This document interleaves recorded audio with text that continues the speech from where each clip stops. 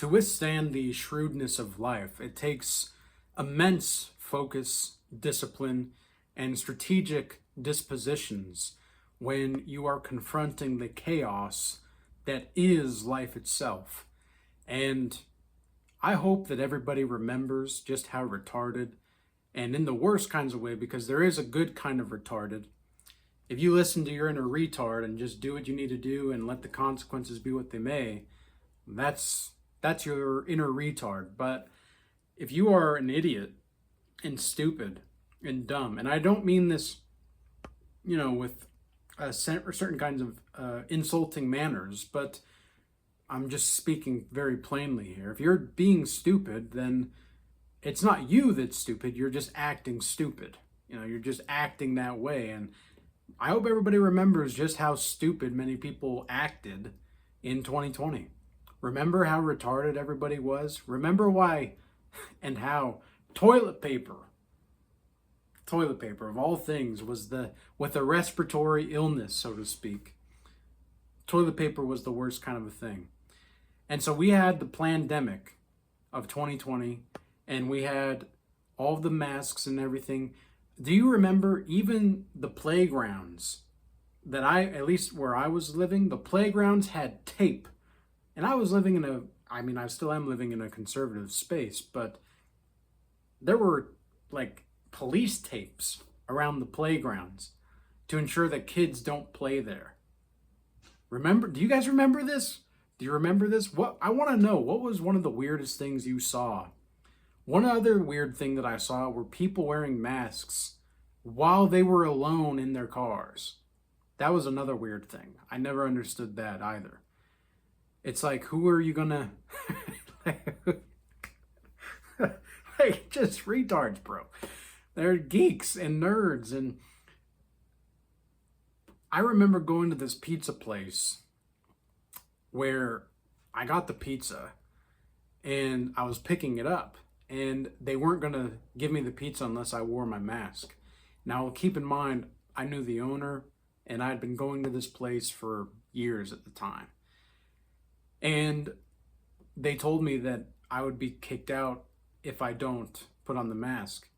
And so I chose to not put on the mask. And they didn't let me get I was refunded, of course, but didn't let me get my pizza. So I left. And that was one of the weirdest, strangest experiences that I ever had, because it helped me realize just how truly stupid some people will react and respond in times where they cannot have any kind of recollection of what reality is. I still to this day see some people in masks, and it baffles me. It completely deters it's not my hope or my faith that it deters, but it just deters my oomph for life and my zest for life to some degree, because I'm thinking to myself, you guys, what a sad existence. I mean, think about all of the people that, got because they wanted to keep their jobs and all that. And look at how everybody that didn't get, all of a sudden, we still see that they're just fine. Now, I myself did not get, even though I had the opportunity to get a significant pay raise to do so. But I think that it's important that we talk about this kind of stuff, because we have to remember the trauma that these people put us through. Okay, we live in a system that if you don't contribute to the system and the matrix, if you don't contribute to it, it will consume you, it will devour you, and then it will force you to self-destruct. So you have to play the system to play the system. If there's one platitude that I hope that you get from my accounts, it's that you have to play the system to play the system.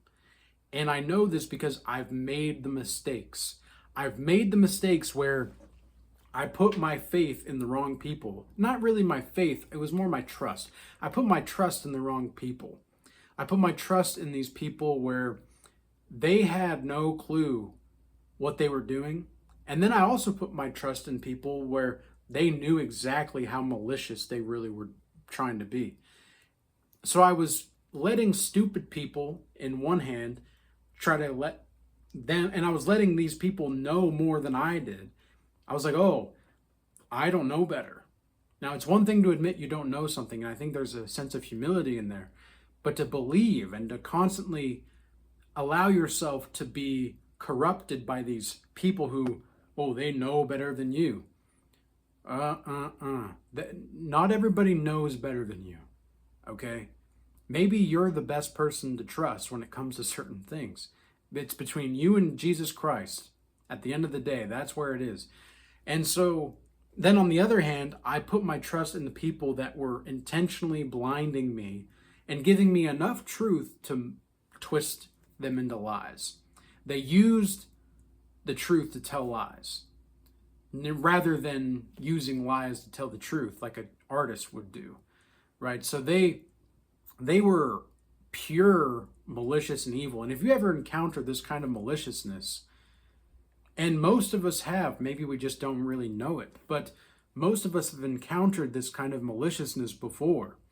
And the proclivity to believe in these people despite them, and we know that they're being evil or manipulative. And some people, they're not evil, they're just chaotic and crazy. You know, we've been reading the book of Daniel in the Regal Change Academy recently in the Bible studies. And we also have the Art of War class that we're doing. And it's interesting to, you know, do the compare and contrast between these two books simultaneously, because with the Art of War, we're focusing on the finances and the financial aspect. But with the book of Daniel, we're seeing how if you just do what you need to do and trust God and have faith in God above all else, you're going to get to where you need to go. And it's really that simple. It's really that simple, because think about King Nebuchadnezzar. Okay, Daniel is going through this place where it, like, relatively speaking, he's not like going through a place, but it's like a place in time where he doesn't really care about riches. He doesn't really care about titles or wealth or anything like that. He has these things, and he's going to be given these things because he is very astute in who he is and how he is and why he's moving the way that he moves. And he's very grounded, and he doesn't let people or other, you know, people, influences like the King Nebuchadnezzar, he doesn't let these people deter his faith. He doesn't let them deter his faith at all. He just does what he needs to do for his job and his work, and then he moves on. And if there's something that is going against his faith that other people are trying to force him to do, he'll say no. Okay? This is exactly the kind of lifestyle that we can learn from. We can learn from this kind of story. The moral lesson here is do what you need to do, and if somebody's going to try to force you to do something that goes against your principles, like, say no. Okay? I lived that. I lived that. Now, at the time, I wasn't following Christ, but I knew that something was off with this whole system.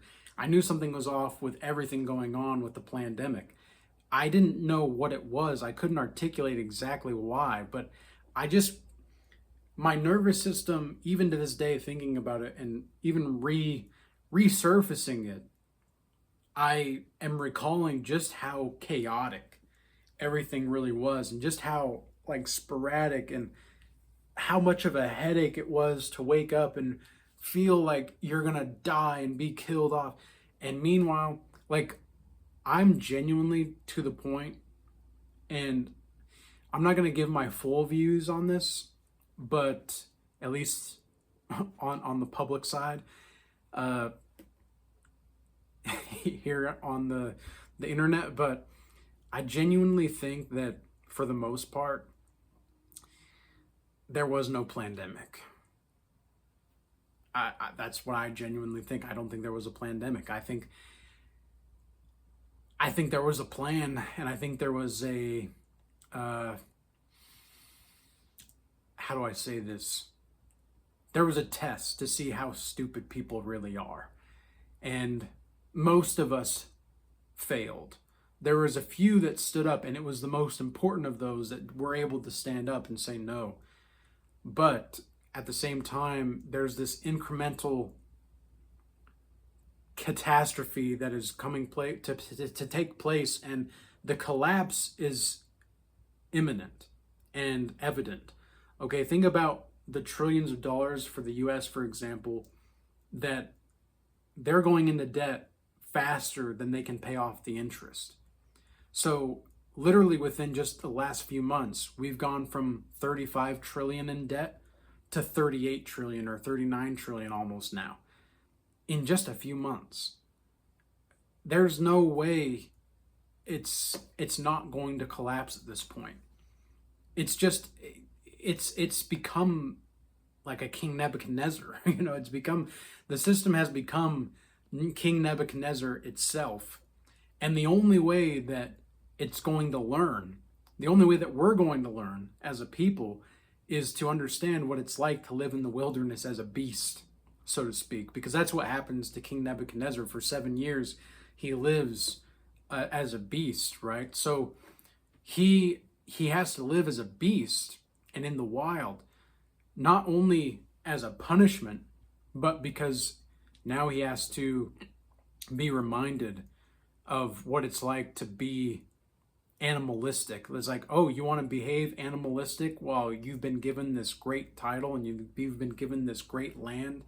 You've been given this prestige, this power. What do you do with it?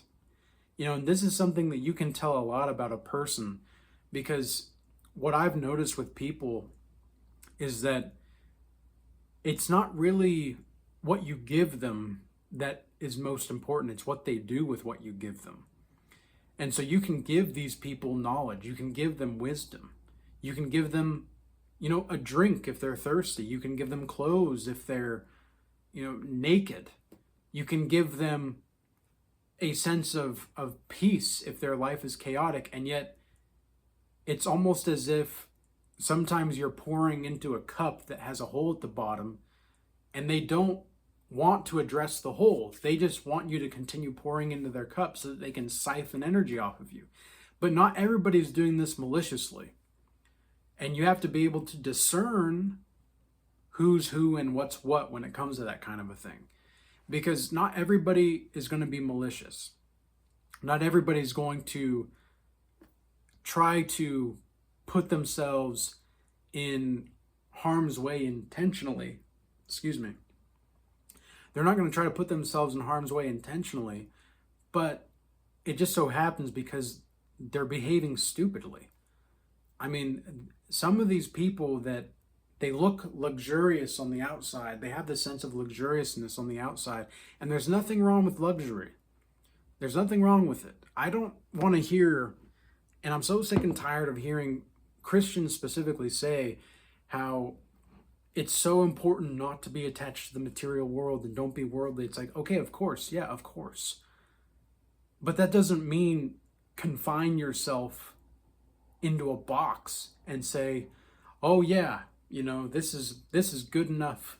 This box is good enough. It's like, well, that is maybe all you need, but why would you do that to yourself if you're capable of more? Don't you want to have influence in the world? Don't you want to make the world a better place? Or are you just going to give up and accept that box? That spiritual prison. There's more to you than that. There's more to you than this. It's almost as if so many people have lost the will to fight. I mean, the system is just beating them down so much that they've lost the will to fight. And I've thought a lot recently about my views of life. Not necessarily my faith in Christ, but my views of life through the lens of Christ. Like how would I actually be living if I were more Christ-like than I already am? If I were more Christ-like, what would exactly that look like? Because I don't want to hear about, in my own mind, I don't want to hear about from Thaddeus, ego Thaddeus, saying, no, Jesus Christ wants you to be like this. No. I want to hear Jesus. I want to hear Jesus Christ do it like this. Be obedient in this way. I don't care. Ego Thaddeus is cool and all. Ego Thaddeus has a lot of good things to say. Ego Thaddeus has a lot of cool ideas. Ego Thaddeus is very creative because there's a sense of drive. And having a healthy ego is very important, okay? That's another psyop that's been going on is, oh, no ego. Let go of your ego. It's like, well, yeah, let go of your ego, but keep it when you need to maintain boundaries, you know? Like there's a sense of understanding and purpose and righteousness that comes with having a healthy ego. And a sense of righteous indignation as well when you need it, and a sense of justice and truth and mercy. But you want to be listening more to Christ. Okay, and so I'm thinking to myself, okay, well, am I doing everything as much as I can possibly be doing through the lens of Jesus Christ? Because there are times where I feel more like the Holy Spirit is acting through me, and I'm not the one that's, like, I'm very conscious, I'm very aware, but Jesus Christ is the one moving through me. And this is something else we were talking about reading the book of Daniel, is how Daniel will just speak the truth, but it's like he's insulting these people. He's not really meaning to insult them, I don't think. I mean, maybe he is, but it didn't really read that way. He's just speaking the truth. And that's exactly what's going to happen when you have so many people that are afraid of truth. Like in the anti-truth world that we live in, because truth is, like, we don't just have lies in this world anymore. We have anti-truth. And that's a very, very, very important distinction to have. And it's a very vital existence to put ourselves in, because we have to be more aligned than ever before. If we really want to live and be proper in our discernment, be proper in our understanding, be proper in our awareness, it's going to be now or never. Like, it is now or never. It's always been like this, but now even more so, because look at the freaking charts, bro. Look at what the Fed did yesterday. Okay, the Fed just announced the $40 billion of treasury bills being printed over the next 30 days, starting on December 12th. Yeah, there's going to be that spike, likely. Now, Bitcoin, I think for itself, Bitcoin is on its own sovereign time. Okay, I don't think you can even try to understand like if Bitcoin's going to go up and down, because Bitcoin itself is sovereign. And that's why people want to come up with these 4-year theories, or it's going to be like this, or it's going to be like that, or like the altcoin season. Oh, when is altcoin season going to happen? Come on now, crypto and Bitcoin are not the same thing in my view. I think Bitcoin is its own, like Bitcoin is Bitcoin.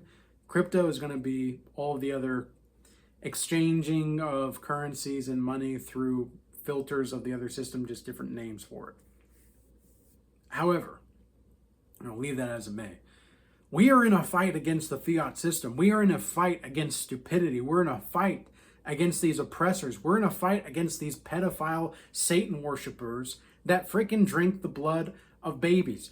I know that sounds ridiculous and crazy to some people out there. I know it sounds crazy. And I know that if you're not, like, there's a reason why I'm talking about this later on in the video, because people that actually are going to recognize what I'm saying here, they're going to understand what I'm talking about, okay? They're going to understand, they're going to get it.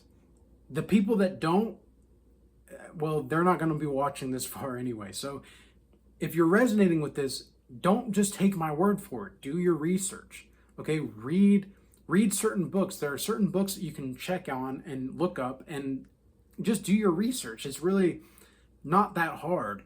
It's just a matter of where to do the research and how to do the research. I know that do the research, well, that's a good answer, but it's not really directive. So what I'm saying is I'm giving you certain key words and phrases to look up in your research so that you can verify this for yourself. This is another reason why I love Bitcoin, is because Bitcoin, for example, it just is verifiable. Bitcoin is verifiable. It's mathematical. You can verify. You don't need to trust me, bro. You can just look at the math and say, yep, the math checks out. Same thing with God as well. God is a beautiful artist and mathematician, man. I'm convinced that dude, Jesus Christ, that dude, he's a freak. I mean, he's a carpenter, right? He was a carpenter. There's a reason for this. He is a mathematician to some degree. He has to be. I think it's very, not quaint, but what's the right term I'm thinking of? I think it's very auspicious for him to actually live that kind of life, because it goes to show just what kind of person God really could be and could have been and is. So with all that being said, don't forget the stupidity of 2020. Don't forget it. And don't forget the retards. And remember that we need to learn from these mistakes, and we need to let these people, we need to fight back, but socioeconomically, ultimately. So with all that being said, join the Regal Change Academy for free. Okay, we have a free tier, but you will be vetted. Okay, you will be vetted. I've already removed many people that have tried to enter for free and they haven't lived up to the expectations. And that's that. Okay, we want this to be an elite academy where, yes, we have the free option where you have access to the community, but then you have the premium tier option where you have access to the group calls and the classes. Okay, there's a reason why we have those vetting processes and forward and in place, though, because I want the best of the best to actually get this stuff, or that are at least trying to be the best of the best. This is going to be a network. This is going to be a signal for truth. This is going to be a university and church replacement option for everybody that actually wants the truth and wants raw, real, practical advice in the process. Okay? Otherwise, schedule a one-on-one mentorship call or the Godlike Mastery Initiation Program call with me, and peace be with you all. Until next time.